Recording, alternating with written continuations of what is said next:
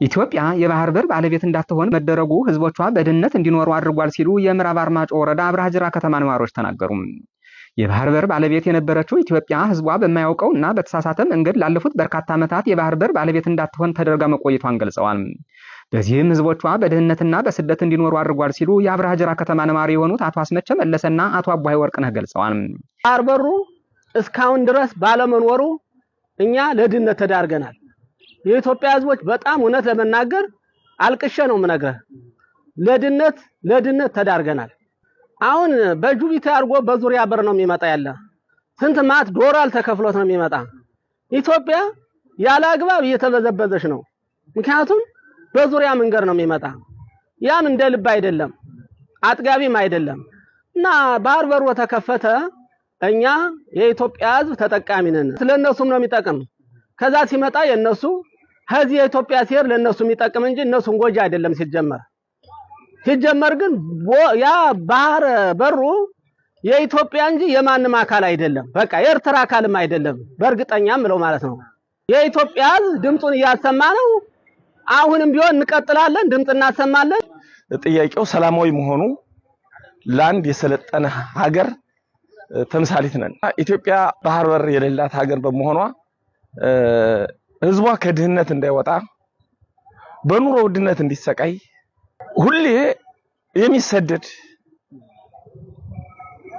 ሁሌ የሚሰቃይ ህዝብ እንዲኖራት ካደረጋት አንዱ ወደብ የባህር በር አለመኖሩ ነው ብዬ ነው ማስቀመጠው።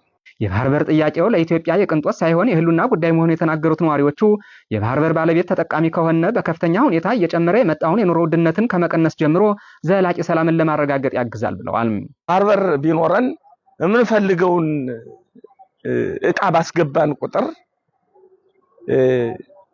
የኑሮ ውድነት ይቀንሳል። አሁን የሚያጋጥመን የዋጋ ግሽበት ይቀንሳል። የተስተካከለ ኑሮም እንኖራለን። ህዝቡ አንደኛ የኢትዮጵያ ህዝብ አንድ መሆን አለበት። አንድ ኢትዮጵያ ታላቅ ሀገር ናት። ታላቅ ህዝብ ያላት ሀገር ናት። ለአፍሪካ ተምሳሌት፣ ለአፍሪካ መኩሪያ የምትሆን ሀገር ናት። በተለያዩ አጋጣሚዎች ታሪክ ያላት ሀገር ናት። ስለዚህ ታሪክ ያላት ሀገር ታሪኳን በማበላሽ ታሪኳን በሚያሳምር መንገድ ለመሄድ ህዝቦች አንድ መሆን አለባቸው።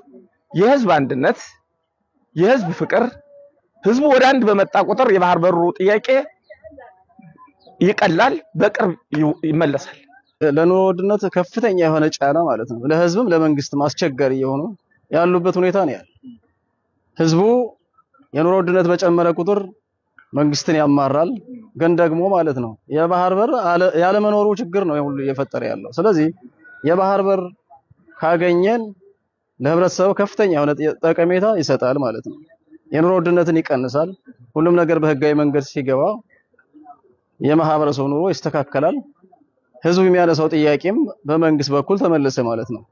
ስለዚህ ከዚህ አኳያ የባህር በር በእጅጉ ያስፈልጋል፣ ጠቀሜታ አለው። የባህር በር ጥያቄው በሰላማዊ መንገድ እንዲፈታ ፍላጎታቸው መሆኑን የተናገሩት ነዋሪዎቹ ጥያቄው ምላሽ እንዲያገኝ ከመንግስት ጎን ሆነው እንደሚሰሩ ተናግረዋል። እንጀራችን ተዘግቶ እንዳንበላ የሚያደርግ አካል ካለ እኛ የግድ ባስፈለገው መንገድ ወደ ኃይልም ሊገባ ይችላል። ባስፈለገው መንገድ ግን አሁንም የውጭ መንግስቶችም አግዘውና ወደ ጦርነት ሳይገባ የሰው ደም ሳይፈስ ሰው ሳይሞት ኢኮኖሚ ሳይወድም የውጭ ሀገሮች እኮ ያየናቸው ነው። ስንት ኢኮኖሚ ለሀገር ብለው ለደንበር ብለው ነው አሁን የሚዋጉ ያለ ሀገራችን ደንበራችን አንሰጥም ብለው። አስፈላጊም ካልሆነ ደግሞ ወደ ጦርነት ሊገባ ስለሚችል እልክ አስጨራሽ ሊሆን ይችላል። በሰላም ቢሰጠንና እኛ ንብረታችን ሀብታችን አጓጉዘን ኤርትራም ይጠቀማል እኛም እንጠቀማለን። ጥቅሙ የጋራ ነው። መንግስት የሚሰጠንን ተልእኮ ሁሉ ለመቀበል ዝግጁ ነን። እኔ ለራሴ ቅድም እንዳስቀመጥኩት ነው በሰላም እንዲፈታ ነው የምንፈልገው። ስለ ሰላም እንዘምራለን፣ ስለ ሰላም እንሰብካለን፣ በሰላም እንዲፈታ እንጠይቃለን። ከዛ ውጭ ደግሞ ማለት ነው ሳንፈልግም ቢሆን ማለት ነው መንግስት ማለት በሚሰጠን ተልእኮ ማለት ነው ግዳጅ ለመፈጸም ዝግጁ ነኝ፣ በጣም ዝግጁ ነኝ። ኢትዮጵያ ባለፉት በርካታ ዓመታት የባህር በር አልባ ሆና መቆየቷ የሚያስቆጭ መሆኑን የገለጹት የወረዳው መንግስት ኮሚኒኬሽን ጉዳይ ጽሕፈት ኃላፊ አቶ አንተነህ አዘነ የባህር በር በሰላማዊ መንገድ ለማግኘት ህዝቡ የተጀመረውን ጥረት በባለቤትነት አጠናክሮ መቀጠል አለበት ሲሉ ተናግረዋል። ከማህበረሰቡ የሚጠበቀው ባህሩን እንዲሆን አንደኛ በአመለካከት ደረጃ የኛ ነው ብሎ መያዝ መቻል አለበት። ቀይ ባህር የኛ የኢትዮጵያ ባለድርሻ አካል ነው፣ አካላችን ነው፣ የኛ ነው ብሎ በእምነት ደረጃ ላይ አረጋግጦ መያዝ መቻል አለበት። ሁለተኛ የመንግስት መዋቅሩ በየደረጃው ላይ መወያየት፣ መነጋገር፣ በሐሳብ ማስረዳት መቻል አለበት። ሶስተኛ የሚዲያ ትግሎችን በርካታ በሆኑ ተግባራት በየትኛው መልቲ ዳይሬክሽን ሚዲያ ላይ የርብርብ ማዕከል መደረግ መቻል አለበት። እንደ አባይ ግድብ በዋናነት እንደ ዋና አጀንዳ ርዕሰ ጉዳይ ሆኖ የራሴ አጀንዳ ነው ብሎ እኔና እኛ ማምጣት እንችላለን ብሎ መታገል መቻል አለበት።